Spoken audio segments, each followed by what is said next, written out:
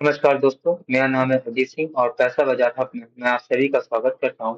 आज हम एक ऐसी कंपनी के बारे में बात करने जा रहे हैं जो अपने ऑल टाइम हाई से 50% से भी ज्यादा नीचे है, पराग इंडस्ट्री। चलिए सबसे पहले हम कंपनी की इतिहास के और इसके ऑपरेशंस के बारे में जानेंगे।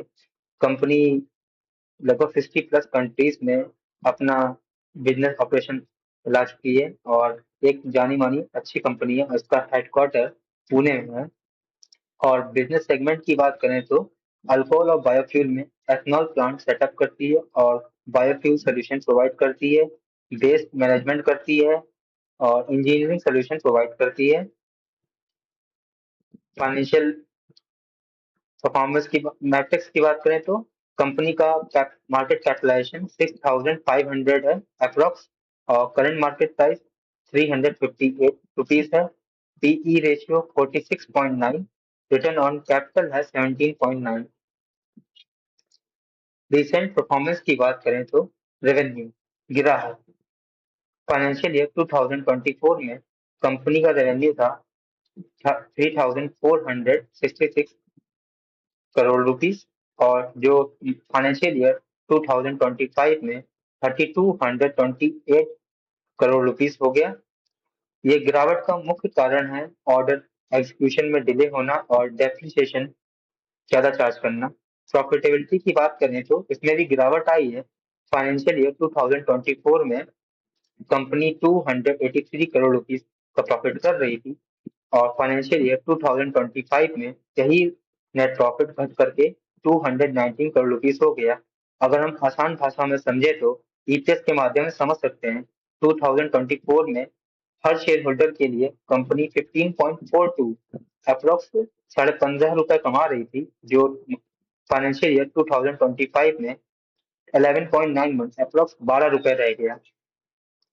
रेवेन्यू कंपोजिशन की बात करें तो बायो एनर्जी से कंपनी का 60% रेवेन्यू आता है और 28% रेवेन्यू आता है इसका इंजीनियरिंग सोल्यूशन से। बाकी बचा हुआ हिस्सा वो आता है फार्मा और हेल्थ केयर से।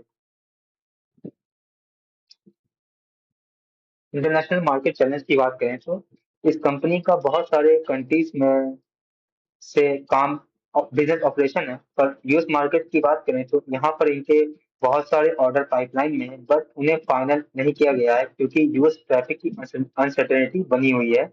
और यहाँ से एक फायदा भी है। 45 जेड टैक्स क्रेडिट एक पॉलिसी है जिसके तहत इसको थोड़ा फायदा हो सकता है।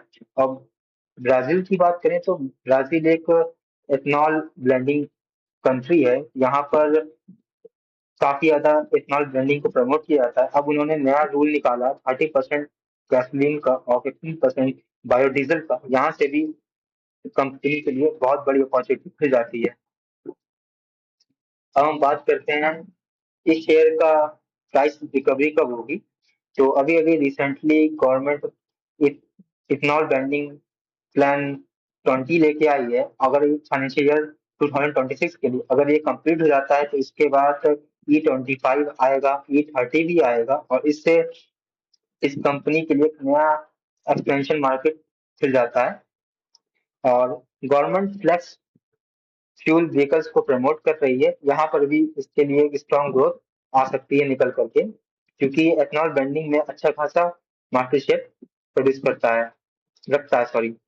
अब स्ट्रेटजिक ग्रोथ मैप की बात करें तो कंपनी एक्सपोर्ट एक्सपेंशन का टारगेट रख रही है।